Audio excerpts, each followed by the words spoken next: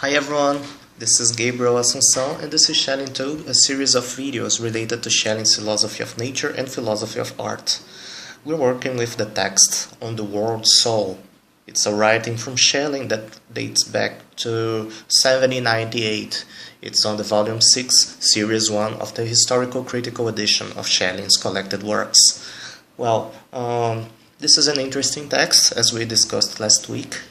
It relates deeply to ancient philosophy, especially the Platonic tradition and the Neoplatonic tradition, for example, Plotinus and Proclus, which we know Schelling had read during his studies in Tübingen. Just a second.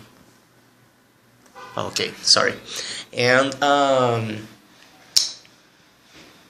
this work also relates a lot to modern science, to sciences that Schelling studied, such as magnetism, electricity, and chemistry, a little bit of physiology and medicine as well.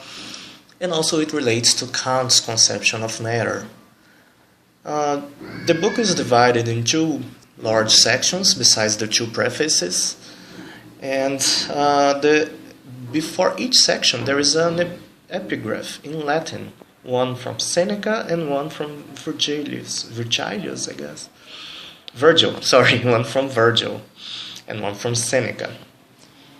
And it's curious that we have mentioned the two Latin thinkers that Schelling doesn't quote often. That's very curious. What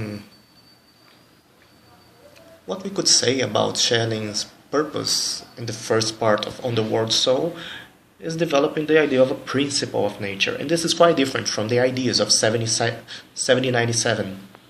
He didn't care much about the principle of nature, was thinking about nature as a product of a subjectivity. He was still quite trapped within the Fichte and Kantian framework of reflecting about nature, even though he criticized some of Fichte and Kant's ideas, such as Kant's analogy between nature and art, those kinds of things. But I think here he is beginning something new, something of his own.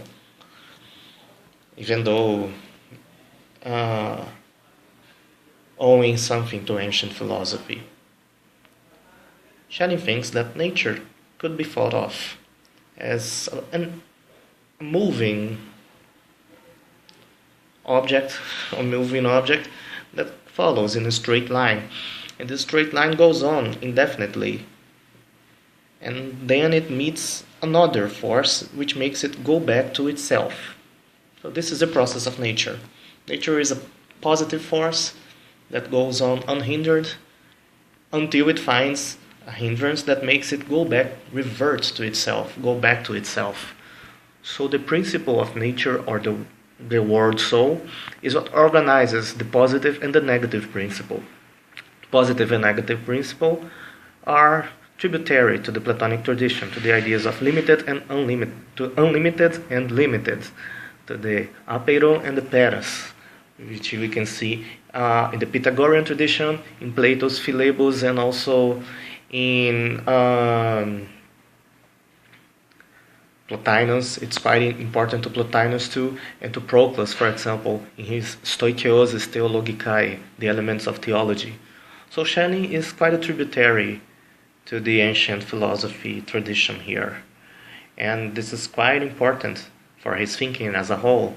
Not as a whole, but at least in this idealistic or romantic period. From 1809, especially on the ages of the world, Schelling departs from the Platonic tradition and turns more to Aristotle. This is an important observation of my professor, Fernando Rey Puente. And Schelling thinks that nature could only be understood if we think of something that stops its continuous flow of creativity, of productivity. Otherwise, we wouldn't be able to perceive nature's products, nature's objects. This is it for today. I hope you liked it. And next week we'll have some more. Goodbye.